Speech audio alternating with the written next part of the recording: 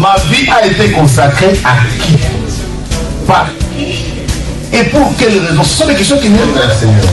Je ne sais pas quel problème te ronge.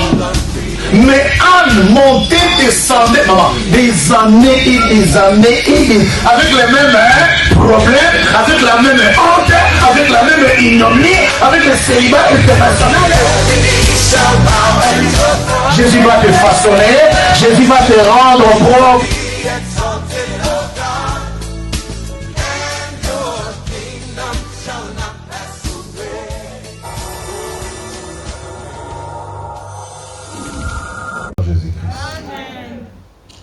Rassure-toi que là où je suis debout, je t'aime de l'amour du Seigneur. Amen. Je vais donner un message en 3 segments. C'est-à-dire, je commence une première partie aujourd'hui, une deuxième la fois prochaine et une troisième la fois d'après. Nous sommes en période de la mouvance du Saint-Esprit, c'est-à-dire au-delà de la Pentecôte. Et au-delà de la Pentecôte, ce matin, qu'il nous soit lu les livres de Jean chapitre 16, versets 7 et 8a. Jean chapitre 16, versets 7 et 8a. Dans la première partie, la première mouture de notre message, nous méditerons Jean 16, 8a. Qu'on nous lise le verset 7 pour la meilleure introduction du verset 8a. En passant, je salue tous ceux qui nous suivent de par le monde. Ici, le révérend Godefroy, c'est au Centre international évangélique de la Nouvelle Alliance, votre église. Nous vous saluons, chers bien-aimés, vous qui nous suivez de Malabo à Nevers, en passant par Bandal Bisengo, sans oublier Kinshasa. Nous vous saluons dans le nom de Jésus, que le Seigneur vous bénisse. En nous suivant ce matin, que la grâce du Tout-Puissant, repose sur vos vies. Je vous en prie, chère lectrice, nous vous écoutons. Je lis la parole de Dieu dans le livre de Jean 16, verset 8, dans le nom de Jésus. Je commence à 7. Cependant, je vous dis la vérité. Il vous est avantageux que je m'en aille, car si je ne m'en vais pas, le consolateur ne viendra pas vers vous. Mais si je m'en vais, je vous l'enverrai. Et quand il sera venu, il convaincra le monde en ce qui concerne le péché, la justice. Amen. Amen. Amen.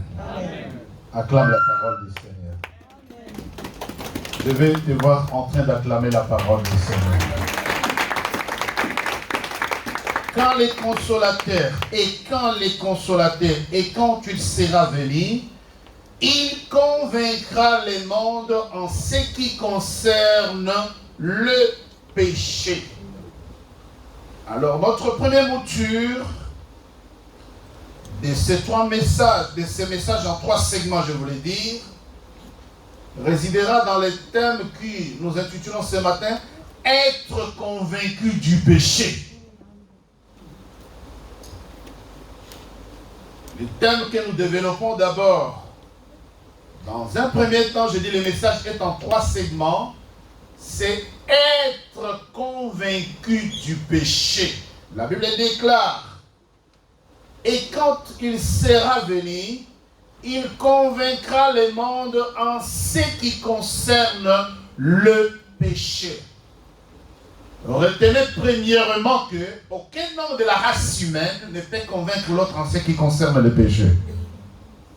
J'attendais ton amen. Aucun homme de la race humaine, aucun homme des femmes, aucun homme né d'une femme ne peut convaincre l'autre du péché. L'homme est convaincu par le péché, d'abord lui-même, mais poussé par le Saint-Esprit. Alléluia. La Bible ne dit-il pas que les hommes saints ont parlé de la part de Dieu, étant poussés par le Saint-Esprit. Moi, je peux me tenir ici, crier du matin au soir, prêcher avec toute l'instruction qu'il y a dans Maman l'épinière. Mais si le Saint-Esprit ne touche pas ton cœur, pour te dire que la haine est un péché, tu ne seras jamais convaincu de la haine. Ah, j'attendais un bon amen. je dis bien, aucun homme, ni ton mari, ni ta femme, encore moins tes enfants, ne peuvent te convaincre du péché. La Bible dit, lorsque le Saint-Esprit sera venu, c'est le Saint-Esprit qui convaincra le monde du péché. Donc retenez qu'aucun homme ne peut changer un autre en ce qui concerne le péché. Jamais. C'est-à-dire, si quelqu'un est décidé à être criminel, si quelqu'un est décidé à être un méchant, il le sera toute sa vie jusqu'à ce que le Saint-Esprit le touche. Si une personne de la race mauvaise est décidée à être mauvaise et à te nuire dans la vie, elle va te nuire jusqu'au bout. Celui qui nous convainc du péché, c'est le Saint-Esprit. La Bible dit, lorsqu'il sera venu, quand le Saint-Esprit sera venu, il convaincra le monde en ce qui concerne le péché. S'il est concerné, c'est-à-dire un homme peut tout faire, mais si toi qui es concerné, tu ne te laisses pas consentir, je voulais dire, tu ne te laisses pas convaincre que ceci est un péché, tu continueras toujours dans le péché. Mais quand le Saint-Esprit, je veux que quelqu'un dise Saint-Esprit, que quelqu'un dise le Saint-Esprit. Si le Saint-Esprit te touche, tu seras convaincu que c'est un péché. Deuxième point, dites-vous que Jésus était convaincu, Jésus, le Sauveur, le Créateur. Jésus était convaincu, qu'il est descendant de Moab, il est davidien, et il est descendant d'Abraham, et que dans sa descendance, il y avait Ahab. Toutes ces personnes-là de mauvaise vie. Jésus-Christ, né dans la chair, était profondément convaincu que je suis descendant de Moab. Jésus était convaincu. Quelqu'un est avec moi? Amen. Vous y êtes bien aimé? Amen. Dis Amen. Amen. Je vais entendre ton Amen. Amen. J'ai dit Jésus-Christ, marchant sur la terre des humains, était profondément convaincu que mes origines sont moabites. Je suis davidien. Je suis fils d'Abraham. Voilà pourquoi Jésus est allé dans les eaux de baptême. Aïe, aïe, aïe, aïe, aïe, aïe. J'espère que la personne que je prêche m'entend très bien. Jésus est allé dans les eaux de baptême pour être sanctifié, car la Bible déclare: si la cendre des boucs, le sang des vaches et taureaux procure la pureté dans la chair, à combien plus forte raison le sang de Jésus-Christ comme d'un agneau sans tache et sans défaut lavera-t-il votre conscience des œuvres mortes, afin que vous serviez les dieux vivants. Jésus savait que dans les moabismes, il y avait les œuvres mortes. Et pour que les œuvres mortes te quittent, l'immersion par les eaux de baptême. Jésus était convaincu que moi, j'ai dans ma main les prières, je suis dans une famille de la déchéance. Souvenez-vous de la famille d'Abraham, j'enseignais. En 2019, j'ai mis plus de 4 mois à enseigner sur Abraham et sa famille. J'ai dit, mais cette famille totémique, une famille des idolâtres que Dieu est allé tirer à Mésopotamie. Et en Mésopotamie, Térak, le père d'Abraham, avait pour travail la fabrication des statues. Et ces statues qu'il fabriquait, les gens achetaient et adoraient. Jésus en était conscient. Quelqu'un est avec moi? Amen. Jésus en était conscient. Personne d'autre ne pouvait convaincre Jésus que Jésus lui-même s'est dit, oui, mes origines sont moabites. Mon arrière-grand-père Abraham, dans ma famille, on fabriquait les statues. Il y a la déchéance des premiers-nés. Tous les premiers-nés de la famille d'Abraham ne règnent pas. Ils n'ont pas de succès. Tous les premiers-nés. Souvenez-vous de l'enseignement. Amen. On me dit Amen et bien. Amen. Jésus en était convaincu. convaincu profondément. Alors, comme il en était convaincu, quelle est la solution célibataire? Vous êtes avec moi? Amen. Troisième paragraphe. Et puis je vais libérer ce message parce que le temps est largement révolu. Simon le magicien des Actes des Apôtres. J'ai dit déjà 3 choses. J'en suis à la 3e. La première, j'ai dit, aucun homme, ni ton père, encore même ta mère, et surtout tes enfants que tu n'aimes même pas. Tu as mis au monde des enfants, mais tu ne les aimes pas. Quand ils viennent même avec des choses, tu ne les acceptes. Personne ne peut te convaincre que le péché est péché, si ce n'est que d'abord le Saint-Esprit, et que toi-même tu te laisses avertir que oui, le péché existe. J'ai dit la deuxième chose, le Messie, le sauveur de l'humanité, c'est laisser convaincre que de par mes origines, avant de commencer le ministère, avant de me tenir dans l'autel, avant de faire quoi que ce soit, je dois passer par les eaux de... Jésus était... Voilà pourquoi il est passé par les eaux de baptême. C'est à cause de la conviction. Maintenant, troisième chose qui va nous permettre d'adorer le Seigneur ce dimanche. Vous connaissez l'histoire de Simon le magicien? Je vais vous en raconter en bref. Lisons. Lisons dans les livres des Actes des Apôtres, chapitre 8e. Il y a une longue lecture pour la compréhension, mais je serai très bref, parce que ma maman a déjà pris tout le temps en dansant avec les peuples, et qu'il me reste quelques minutes seulement pour que je finisse. Les Actes des Apôtres, pour que ce que je dis, pour que mon message et mon enseignement ce matin soient assez clairs et compréhensibles, je dis, lorsque l'Esprit sera venu, il convaincra le monde en ce qui concerne le péché. Alors regardez cet homme appelé Simon le magicien, dans les Actes des Apôtres, chapitre 8e. Commence ta lecture au verset 9, s'il te plaît. Nous nous arrêterons au verset 24. Très rapidos. Tu peux acclamer le Seigneur avant qu'on lise. Acclame le Seigneur. C'est gratuit. Acclame le Seigneur. Merci. Je lis la parole de Dieu dans le livre de Actes des Apôtres, le chapitre 8, le verset 9 à 24. Il y avait auparavant dans la ville un homme nommé Simon qui, se donnant pour personnage important, exerçait la magie et provoquait l'étonnement du peuple de la Samarie. Tous, depuis le plus petit jusqu'au plus grand, l'écoutaient attentivement et disaient: celui-ci est la puissance de Dieu, celle qui s'appelle la grande. Ils l'écoutaient attentivement parce qu'il les avait longtemps étonnés par ses actes de magie. Mais quand ils eurent cru à Philippe, qui leur annonçait la bonne nouvelle du royaume de Dieu et du nom de Jésus-Christ, hommes et femmes se firent baptiser. Simon lui-même crut, et après avoir été baptisé, il ne quittait plus Philippe. Et il voyait avec étonnement les miracles et les grands prodiges qui s'opéraient. Les apôtres qui étaient à Jérusalem, ayant appris que la Samarie avait reçu la parole de Dieu, y envoyèrent Pierre et Jean. Ceux-ci, arrivés chez les Samaritains, prièrent pour eux afin qu'ils reçoivent le Saint-Esprit, car ils n'étaient encore descendus sur aucun d'eux. Ils avaient seulement été baptisés au nom du Seigneur Jésus. Alors Pierre et Jean leur imposèrent les mains et ils reçurent le Saint-Esprit.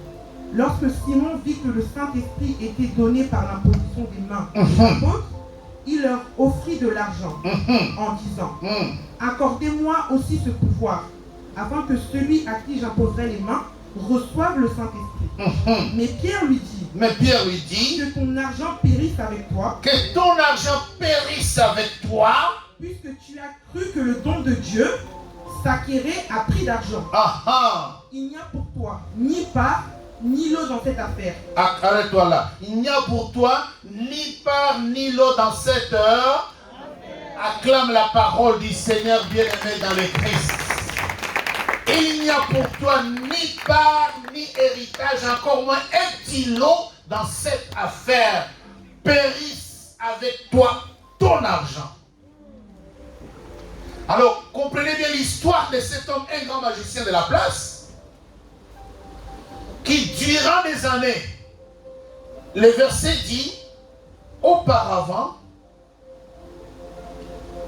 tous, verset 10, depuis les plus petits jusqu'aux plus grands, l'écoutaient attentivement en disant, celui-ci est la puissance de Dieu, celui qui s'appelle la grande. Il l'écoutait attentivement parce qu'il les avait longtemps étonnés par les actes de la magie. Dites Amen. On a rigolé, Amen est bien. Amen. Mais son histoire est très simple. La Bible dit que quand Philippe est arrivé dans la Samarie et d'autres villes de l'entour, ils ont prêché l'évangile. Beaucoup de gens ont crié dans l'évangile. Et parmi les gens qui crient dans l'évangile, il y a Simon le magicien. Amen. Et Simon le magicien, parmi les disciples venus en train d'écouter les apôtres, effectivement, il a cru en Christ. Il a cru, la Bible dit, parce qu'il voyait avec étonnement les miracles et prodiges qui se produisaient par les mains des apôtres. Et il est passé par les eaux des baptêmes, ce qui est grave. C'est-à-dire, en passant par les eaux des baptêmes, on croirait que quelqu'un est né de nouveau, n'est-ce pas? Bien aimé, il y a beaucoup de baptêmes que nous devons refaire. Il y a beaucoup de baptêmes que nous devons. Il y a des gens qui sont par les eaux, passés par les eaux des baptêmes, mais qui sont restés comme Simon les magiciens. Beaucoup de gens ont sauté la marche chrétienne, c'est-à-dire parce qu'il y avait l'engouement, il y avait la joie, on baptisait dans la communauté. Je suis allé aussi dans les eaux des baptêmes, je me suis fait baptiser, mais ça comprend l'importance. Je vous ai dit, Jésus, quand il a compris ses origines, il n'a pas fait d'autre chose, il est allé par le baptême, n'est-ce pas? Qui baptême? Vous l'avez bien dit, baptême. Répète après moi, baptême. Je vais t'entendre, baptême. Il a cru et il s'est assis dans l'assemblée comme un très bon croyant, comme un très bon chrétien, en train d'écouter avec étonnement et émerveillement les discours, les prêches de Philippe et d'autres apôtres. Là, quelques temps après, à Jérusalem, une décision a été prise. On envoya Pierre et les autres apôtres qui sont arrivés. Et pendant qu'ils prêchaient l'évangile, il y avait des foules et des foules et des foules qui les suivaient. Simon le magicien a constaté que les apôtres, par une simple imposition de main, dites Amen. Amen.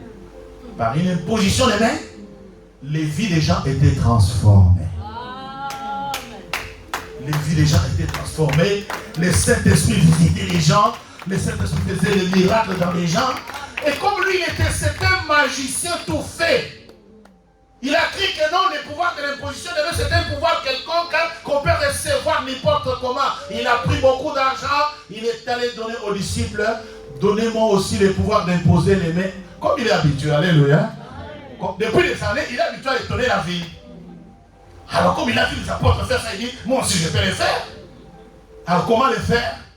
Je dois l'acheter avec l'argent. Dites Amen. Hein? Amen. Pierre le regarde attentivement. Il dit que tu sois maudit.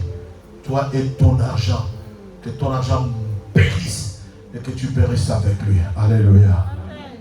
Il dit, j'aime bien ce que le frère Pierre a dit. Verset 20. Mais Pierre lui dit, que ton argent périsse avec toi, puisque tu as cru que les dons de Dieu sacrés à prix d'argent. Alléluia. Acclame le Seigneur. Acclame la puissance du Saint-Esprit. Bien aimé, les dons de Dieu, ce n'est pas la beauté. Les dons de Dieu, ce n'est pas la belle voiture. Les dons de Dieu, ce n'est pas les grandes maisons. Les dons de Dieu, ce n'est pas les beaux parfums. Les dons de Dieu, ce n'est pas une banque garnie. Les dons de Dieu ne s'acquièrent pas au prix de l'argent. Les dons de Dieu ne dépendent pas de ta beauté. Les dons de Dieu ne dépendent pas qui tu es. Les dons de Dieu, ce n'est pas ton diplôme. Les dons de Dieu, ce n'est pas parce que tu n'as pas étudié. Les dons de Dieu, c'est l'acceptation de Jésus-Christ comme Seigneur et Sauveur. Et tu recevras la visitation du Saint-Esprit. Là où tu es, reçois la visitation du Saint-Esprit.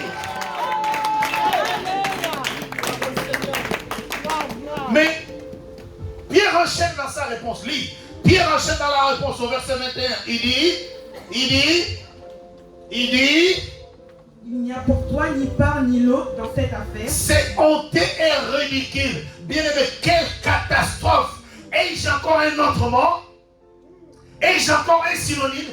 Quelle catastrophe de passer 20 ans dans une église, de passer 20 ans dans les choses de Dieu, et que le Seigneur te dise, il n'y a pour toi ni participation, ni une part.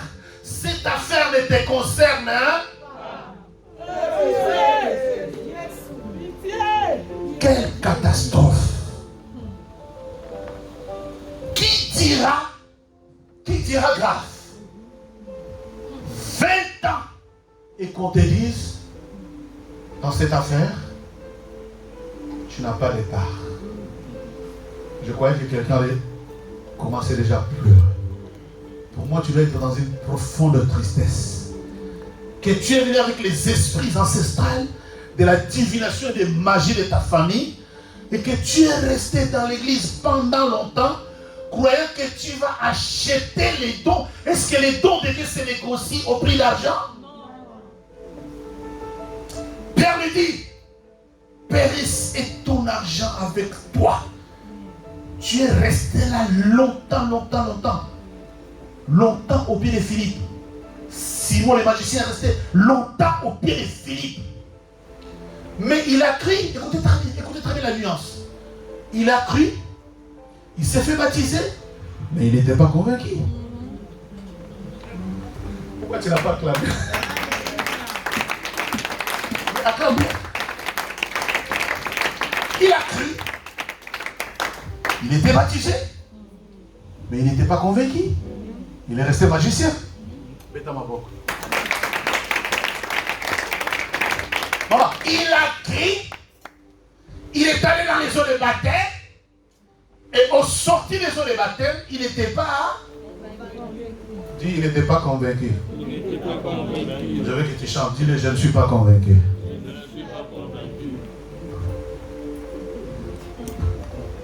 Répète après moi, je ne suis pas convaincu. Est-ce que tu as part? Est-ce que tu as part et tu as un lot à cette affaire? Pour que tu saches que tu as part. Écoutez-moi bien, quand je dis, dis-le. Je suis un enseignant, je le fais. Dis-le. Ton attitude te donne part à cette affaire. Je dis ces 3 segments. La Bible dit, lorsque l'Esprit sera venu, il vous convainquera d'amour de Dieu. Il faut que le Saint-Esprit te convainque que c'est un péché. Simon est resté là, il n'était jamais pasteur, jamais convaincu qu'être dans la magie c'était un abeta maboko.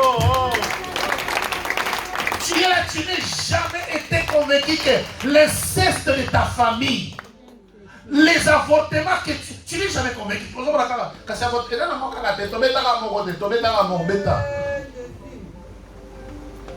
Tu n'es pas convaincu que la haine, c'est un péché. Un chrétien, et tu as quitté chez toi ce matin, tu as pris, je ne sais pas, voiture et transport.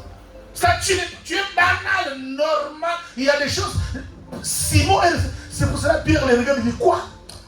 Déjà, il t'a fait une bibliothèque. Un magicien. Ça, il a cru, mais il n'a pas pris conscience de ses origines. Il a cru, mais il n'a pas pris conscience que la magie c'est quelque chose. Est-ce que vous êtes avec moi? Mais Bethama beaucoup acclame Jésus. Il a cru, mais il est resté magicien. Il a cru, mais tu as cru. Tu es dans l'église 20 ans.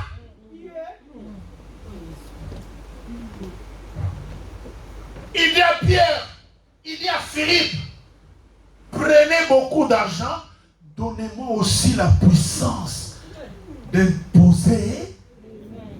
Il y a des gens qui pensent qu'on doit négocier. Non, bien aimé, les péchés, il faut que le Saint-Esprit te convainque que ça c'est un péché. Quand il y a l'autel dans ta famille, il faut que le Saint-Esprit te dise que l'autel, qu'est-ce qu'on faisait sur l'autel? Amen. Amen. Papa, bien aimé. Amen. Nous prions, il est 3h du matin, ma femme et moi, on arrive à ce stade de la prière où elle dit, mais Seigneur, on a les mêmes marques. Son grand-père, magicien, mon grand-père maternel, Tu crois que c'est un plaisir de me lever ici et prêcher? Tu crois ça? Je vous dis toujours la vérité. Hein? Si je peux déposer les micros demain, parce que les gens doivent me...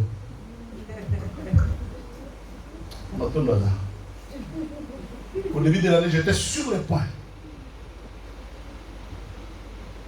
C'est pas plaisant. Voir les vies des gens, tu es avec les gens, les années passent, les vies des gens ne sont pas transformées. Les gens, ça devient un blocage. Écoute, il est dans l'œuvre de Dieu, mais il devient un blocage pour l'église. Hein. Il est devenu, c'est-à-dire, tout ce qu'on fait, tous ces amis, ils trouvent que non, il faut que je donne l'argent pour qu'on me donne le Saint-Esprit. Père me dit, mais maudit soit ton argent. Tu n'as mis pas. C'est que tu n'as rien compris. Il dit, les dons de Dieu. Les dons de Dieu. La Bible dit, mais Pierre lui dit que ton argent périsse avec toi puisque tu as cru que. C'est-à-dire, au lieu de croire en Dieu, lui il a cru que les dons de Dieu, quand on imposait les mains là sur la foutu mon bon, je vais aussi imposer les mains, les mêmes choses vont se produire. Alléluia. Pierre enchaîne. Il dit, il n'y a pour toi ni part, ni lot dans cette affaire, car ton cœur n'est pas droit devant Dieu. Regarde ton cœur. Es-tu droit? Non, semblant, ton cœur est comment? Pendant que tu m'écoutes. Ton cœur est comment? Un cœur zunguluké. Un cœur mochant. Un cœur rempli d'amertume, de haine depuis tous ces temps. Tu ne sais pas que l'amertume, c'est un péché. Tu dors le cœur en train de murmurer contre ton prochain. Tu ne sais pas que c'est un péché. Ton cœur n'est pas droit. Dis Amen. Regarde ton cœur. Parce que quand je vous ai dit la phrase que l'Écriture a dit, tu as cru. Non. Croire, oui. Mais ton cœur est comment? Je vous ai dit quoi? Qui pourra monter jusqu'à la montagne de l'Éternel? C'est lui qui a les mains innocentes et les cœurs. Ton cœur est comment? Regarde quelqu'un au pied des apôtres. Il voit des miracles. Il voit des paralytiques marcher.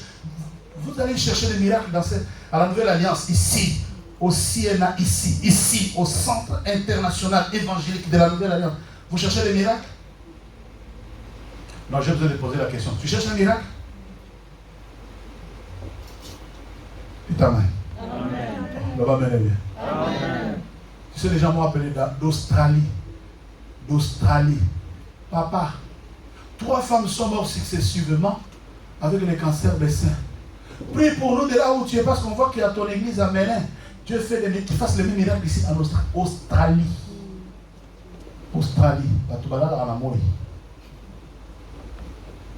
Les témoignages de Julie. Vous avez oublié? Vous cherchez les miracles? Les gens sont là, de produire les miracles se produisent, mais le cœur des gens s'est développé. Périsse ton argent. Périsse ton attitude. Il dit, périsse ton argent avec toi. Ça veut dire quoi? L'argent, qu'il soit détruit et maudit, et que ton attitude mauvaise, comme tu le dis, répand. Les gars, il laisse la porte de sortir. Hein? Le baptême de Jésus, c'était le baptême de Jean-Baptiste plutôt, que le baptême a donné à Jean-Baptiste, c'était le baptême de la repentance. Pierre lui dit, verset 22, répands-toi donc de ta méchanceté et prie le Seigneur pour que la pensée de ton cœur te soit pardonnée s'il est possible. Hein? Vous blaguez. Le Saint-Esprit, c'est le Saint-Esprit qui te convainc que tu ne peux pas dormir avec l'amertume dans le cœur. Tu ne peux pas dormir avec la haine dans le cœur. Quel que soit le Saint-Esprit. Ce n'est pas que l'église vient de maman dit non, le Saint-Esprit parle à ton cœur. N'est-ce dit tel que nous sommes là. Avant que tu quittes ta maison, quand tu quittes l'église, c'est que tu es en train de méditer. Le Saint-Esprit dit maman dit je sais bon ou c'est mauvais. Tu sais, tu le sais. Tu entends une voix qui parle en toi. Loba amen. Il y a une voix. Cette voix-là, ce n'est pas la voix de quelqu'un. C'est lui le Saint-Esprit qui te dit un homme et une femme, tu dois être droit. Tu dois être correct, tu dois être bon. Il faut que quand les gens t'approchent, que tu dégages l'amour. Alléluia. Quand tu as un cœur tribaliste, un cœur clanique, un cœur attaché. Nabet. Jamais. Un enfant de Dieu, tu dois embrasser tout le monde. L'affaire de Myriam, c'est mon affaire. L'affaire de Katumba, c'est mon affaire. L'affaire de Kitumba, c'est mon affaire. Tu dois regarder les gens que tu fréquentes, c'est quel cœur. Répands-toi. Que les pensées de ton cœur te soient pardonnées. Celui qui fait ce travail-là, ce n'est pas un homme, c'est le Saint-Esprit. C'est pour ça que la Bible dit, quand il sera venu, il vous convaincra. Le Saint-Esprit te convainc que même si c'est dur, répands-toi, ça sera facile. Amen. Alléluia. Papa Tolina Maté a beauté, on n'aime pas les prêches. C'est ce que vous dites. Les prêches comme ça, ce n'est pas bon. C'est le Saint-Esprit qui convainc, papa. Amen. Amen, amen, amen, amen. Le Saint-Esprit te donnera les attitudes, tu sais. Écoutez-moi très bien. Écoutez-moi très bien. Certains de nos philosophes ont dit, c'est de l'intérieur. C'est de l'intérieur d'un homme que vient sa grandeur. Amen. Amen.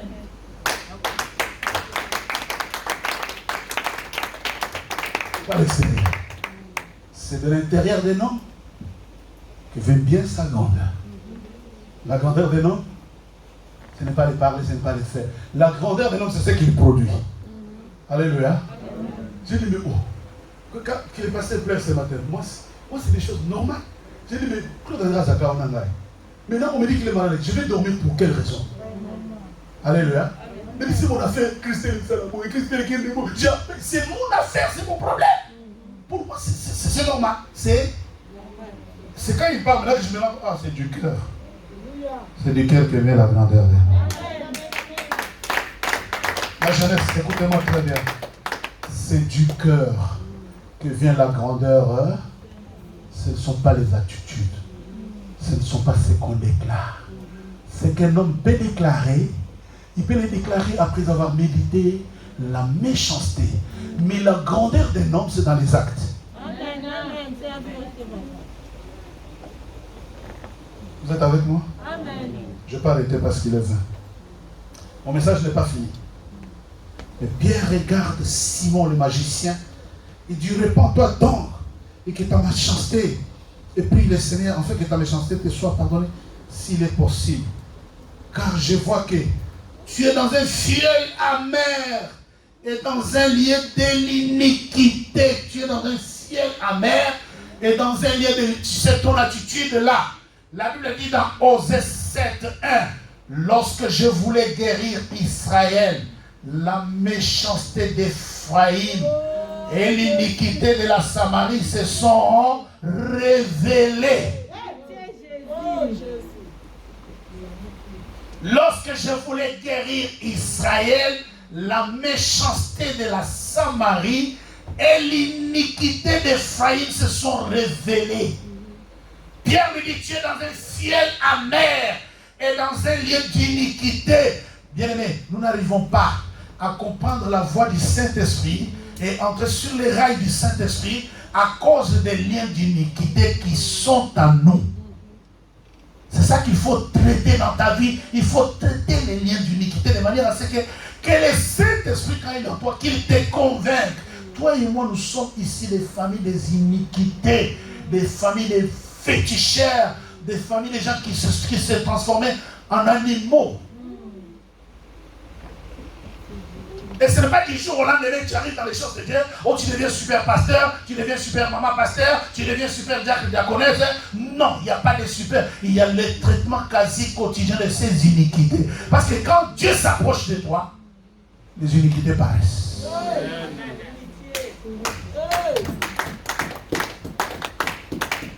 Simon-Pierre, et Simon plutôt le magicien, étaient dans un ciel amer. Et dans les liens d'iniquité. Et comme ça, les liens d'iniquité, ils pensaient qu'on pouvait acheter le Saint-Esprit. Le Saint-Esprit les achète. C'est ça la phrase qui dit, lorsque le Saint-Esprit sera venu, il vous convaincra du péché. Alléluia. Être convaincu du péché, c'est prendre conscience de ses origines, les iniquités, de s'en repentir et de passer par les eaux de baptême, afin que tu marches droit dans les bottes, dans la mouvance du Saint-Esprit. Afin que le Saint-Esprit devienne ton compagnon du quotidien, ton instructeur permanent, ton enseignant quasi quotidien. Que le Seigneur bénisse sa parole.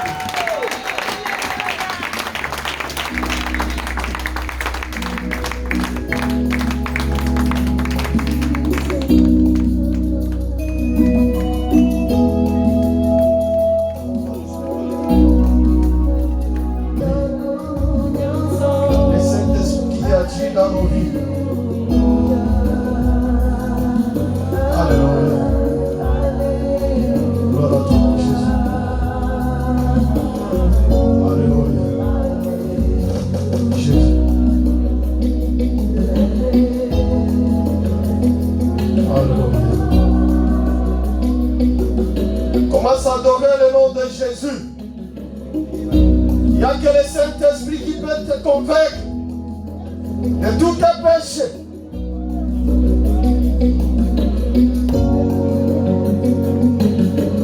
Le péché qui t'amène à la mort, au blocage, à l'échec. Le péché qui veut t'amener à l'enfer. Mais le Saint-Esprit te conduit aujourd'hui. Alléluia. Oh Jésus.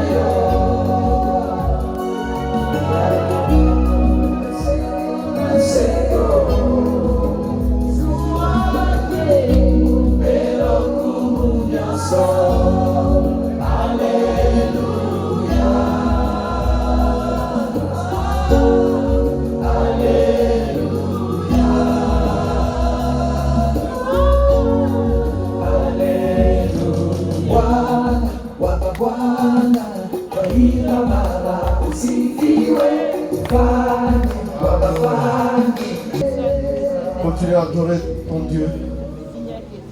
Continue à adorer ton Dieu. Adore ton Dieu, adore ton Dieu. Le Dieu qui t'a parlé. Alléluia. Gloire à ton nom, Jésus. Gloire à ton nom, Jésus. Gloire à ton nom, Jésus. Sois élevé. Tu es le Dieu vivant. Merci pour ta parole. Merci pour tout ce que tu as fait. Gloire à ton nom, Jésus. Alléluia. Merci Seigneur Jésus parce que tu es notre Dieu, nul n'est comparable à toi. Merci pour ton esprit. Tu nous as rappelé aujourd'hui, mon Dieu, mon roi. Ça fait longtemps que nous sommes dans ta maison. Mais nous ne laissons pas la place à ton esprit de nous convaincre, de nous diriger, de dominer sur nos vies. Merci pour cette parole. Merci, oh mon Dieu, mon roi, pour ton esprit qui nous a parlé en ce lieu. Merci pour tout ce que tu as fait à travers cette prédication. Bénis ton serviteur qui puisse encore nous parler de ta part pour que nous soyons toujours dans ta voie, dans ton chemin, pour que nous puissions faire encore ce qui te plaît, ce qui est dans ta parole, ce qui est au mon Dieu, mon roi. En toi, Jésus, mon de mon roi, nous te rendons grâce. Nous t'élevons pour tout ce que tu as fait. Maintenant, nous sommes à la fin. Nous voulons retourner dans nos maisons. En nos demeures respectives, sois avec nous. Que ton Esprit Saint nous conduise. Que ton Esprit Saint nous convainc du péché. Nous voulons marcher comme des enfants, comme des gens qui sont dominés par ton esprit, remplis du Saint-Esprit. Garde-nous, protège nos vies, protège nos foyers. Seigneur Jésus, nous savons que le diable n'est pas content. Comme toi, tu viens de nous parler. Il viendra toujours pour nous chercher, pour nous amener encore dans la distraction. En vertu du pouvoir, de l'autorité que toi tu m'as conférée. Je prends l'autorité devant tout ce qui n'est pas de toi. Tout esprit qui nous emmène dans la distraction. Tout esprit ancestral qui nous attaque à tout moment. Tout esprit de la sorcellerie. Tout esprit magique qui peut dominer sur nous. Qu'il soit nul et sans effet par le nom puissant de Jésus. Que ton feu descende dans nos maisons, dans nos familles, dans nos foyers, dans nos vies. De consumer, de calcimer tout ce qui ne confesse pas ta Seigneurie, tout ce qui ne donne pas gloire en toi, Seigneur. Que le feu du Saint-Esprit le consume par le nom puissant de Jésus. Nous bénissons la journée d'aujourd'hui. Nous bénissons la journée de demain. Nous bénissons la journée de mardi, mercredi, jeudi, vendredi, samedi et dimanche. Par le nom puissant de Jésus. Que l'honneur, la gloire revienne à toi seul. Au nom puissant et glorieux de notre Seigneur Jésus-Christ, nous disons gloire et louange à toi, Seigneur Jésus-Christ. Que Dieu nous bénisse.